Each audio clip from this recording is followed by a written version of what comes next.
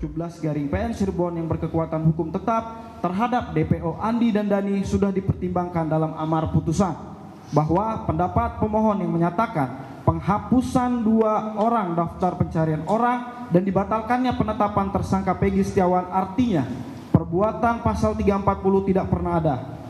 Hal tersebut adalah tidak beralasan hukum dikarenakan penetapan DPO tersebut sudah ada dalam pertimbangan putusan tingkat pertama, banding dan kasasi yang memiliki kekuatan hukum yang mengikat, bukan berdasarkan pernyataan yang disampaikan oleh pihak Polda Jawa Barat.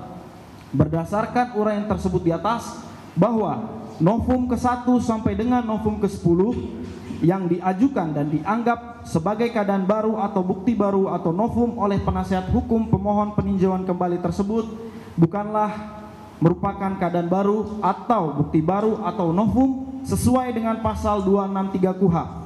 yang dapat dijadikan alasan untuk dapat dilakukannya peninjauan kembali, dan sudah sepatutnya majelis hakim yang memeriksa dan mengadili perkara ini menolak alasan tersebut. Selanjutnya, kami akan menanggapi memori peninjauan kembali dari penasihat hukum pemohon peninjauan kembali mengenai kehilafan hakim atau suatu kekeliruan yang nyata sebagai berikut. 1. Bahwa judek faksi pada tingkat pertama telah menganggap memori banding yang diajukan oleh terdakwa Saka Tatal bin Bagja melalui surat kuasa hukumnya telah mendaftarkan memori banding tersebut. Namun Pengadilan Tinggi Bandung telah mengabaikan dengan menganggap Saka Tatal bin Bagja tidak pernah mengajukan memori banding, sehingga judek juris pada tingkat kasasi hanya sekedar menilai dan mendasari uraian dakwaan penuntut umum tanpa ada bantahan, yaitu kontra memori banding dari Saka Tatal bin Bagja dan memori kasasi yang telah dikemukakan oleh penasihat hukum, bahwa berdasarkan fakta hukum sesuai pertimbangan Hakim Pengadilan Tinggi Jawa Barat nomor 50/Pit/Anak/2016/PT Bandung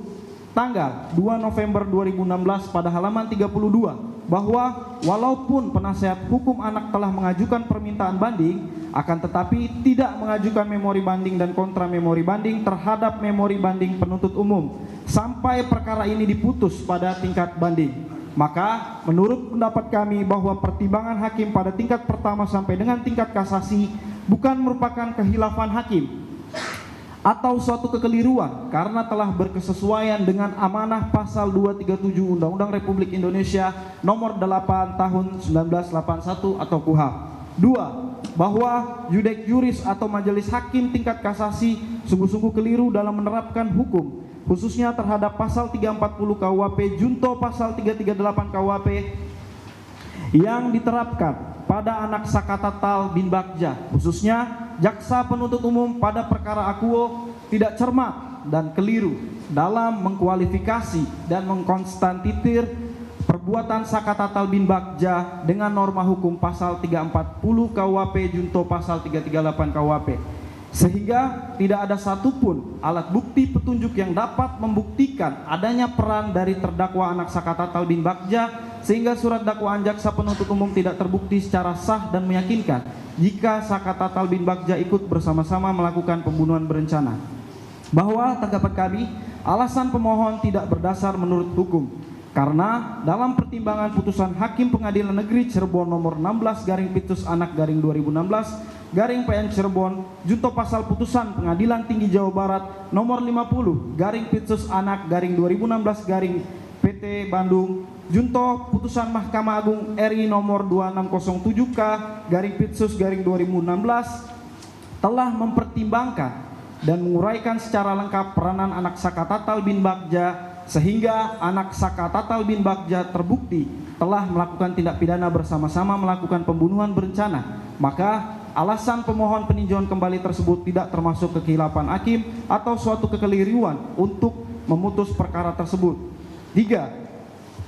Bahwa berdasarkan fakta hukum judek faksi dan judek juris serta jaksa penuntut umum tidak mengupayakan diversi pada sistem peradilan pidana anak Saka Tatal bin Bagja dengan alasan dari pemohon peninjauan kembali yang terdapat dalam poin 4, 5, 6, 8 pada halaman 19 sampai 20 dalam memori peninjauan kembali, bahwa tanggapan kami berdasarkan pasal 7 Undang-Undang Republik Indonesia nomor 11 tahun 2012 menyatakan pada ayat 1, pada tingkat penyidikan, penuntutan, dan pemeriksaan perkara anak di pengadilan negeri wajib diupayakan diversi. Dan ayat 2, diversi sebagaimana dimaksud ayat 1,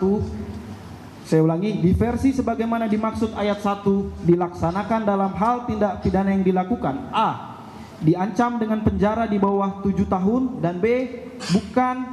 pengulangan tindak pidana. Maka berdasarkan fakta hukum bahwa anak Sakatatal bin Bagja melakukan tindak pidana yang melanggar pasal 340 KUHP atau pasal 338 KUHP, di mana ancaman hukuman pidana penjara pasal 340 KUHP yaitu pidana mati atau pidana penjara seumur hidup atau paling lama 20 tahun, sedangkan pasal 338 KUHP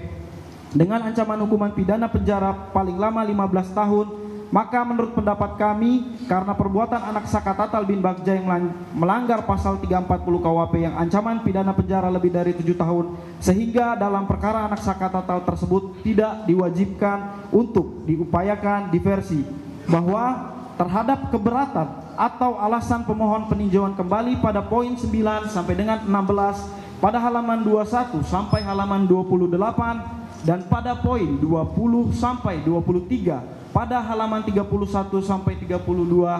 serta pada kesimpulan dari pemohon peninjauan kembali pada poin 2 pada halaman 33, menurut pendapat kami tidak benar bahwa berdasarkan pertimbangan hakim, perbuatan anak Sakatatal melakukan pemukulan terhadap anak Muhammad Rizky Rudiana merupakan rangkaian perbuatan yang tidak dapat dipisahkan dari perbuatan pelaku-pelaku lainnya dalam rangka melumpuhkan anak Muhammad Rizky Rudiana, sehingga atas persamaan kehendak tersebut tujuan perbuatan pelaku lainnya untuk menghilangkan nyawa anak Muhammad Rizky Rudiana tercapai. Padahal anak Sakatatal juga masih memiliki kesempatan berpikir dengan tenang akibat dari perbuatannya, dan anak Sakatatal juga masih memiliki waktu atau kesempatan untuk membatalkan niatnya tersebut dengan tidak ikut mengejar anak korban Muhammad Rizky dan anak korban Vina ke jembatan flyover di Talun, Kabupaten Cirebon. Namun ternyata kesempatan dan atau waktu yang dimiliki oleh anak Sakatatal tersebut tidak dipergunakan anak Sakatatal, sebagaimana secara jelas dan lengkap telah terbukti dan termuat di dalam putusan Hakim Pengadilan Negeri Cirebon nomor 16/Pits/Anak/2016/PN Cirebon Junto Putusan Pengadilan Tinggi Jawa Barat nomor 50/Pits/Anak/2016/PT Bandung Junto Putusan Mahkamah Agung RI nomor 2607K/Pits/2016 dalam pertimbangannya telah menguraikan secara lengkap dan berkesesuaian mengenai perbuatan anak Sakatatal bersama-sama dengan saksi Eko Ramadhani alias Koplak bin Kasim, saksi Eka Sandi alias Tiwul bin Murad, saksi Jaya alias Kliwon bin Sabdul, saksi Sudirman bin Suratno, saksi Suprianto maksud kami alias Kasdul, saksi Hadi Saputra alias Bolan, saksi Rivaldi Aditya Wardana alias Ucil alias Andika bin Asep Kusnadi, atau terdakwa lainnya dalam perkara terpisah saudara Andi, saudara Dani, dan saudara Peggy alias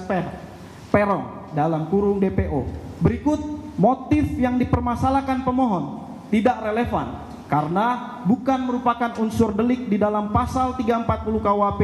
dimaksud, sebagaimana Jen Remeling di dalam buku hukum pidananya menyatakan menempatkan motif pelaku sejauh mungkin di luar perumusan delik, sehingga alasan pemohon peninjauan kembali tidak benar dan tidak termasuk kehilafan hakim atau bukan merupakan suatu kekeliruan dalam memutus perkara tersebut.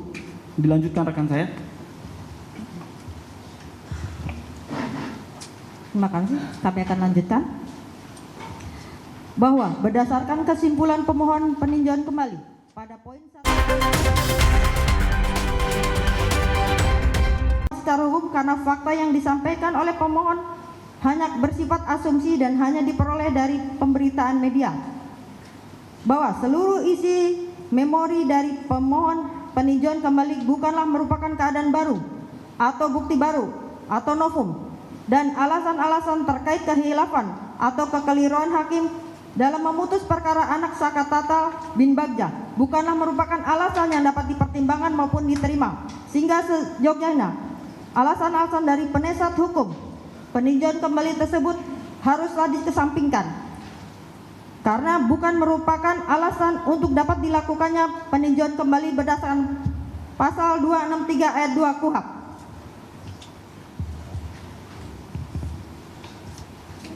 Kami lanjutkan. Berdasarkan uraian tersebut di atas, maka kami mohon agar Ketua Mahkamah Agung Republik Indonesia melalui Majelis Hakim yang memeriksa peninjauan kembali memutuskan sebagai berikut. 1. Menolak seluruh permohonan peninjauan kembali dari penasihat hukum pemohon atas nama terpidana Saka Tatal bin Bagja. 2. Menguatkan putusan Pengadilan Negeri Cirebon nomor 16/Pitsus Anak /2016/PN Cirebon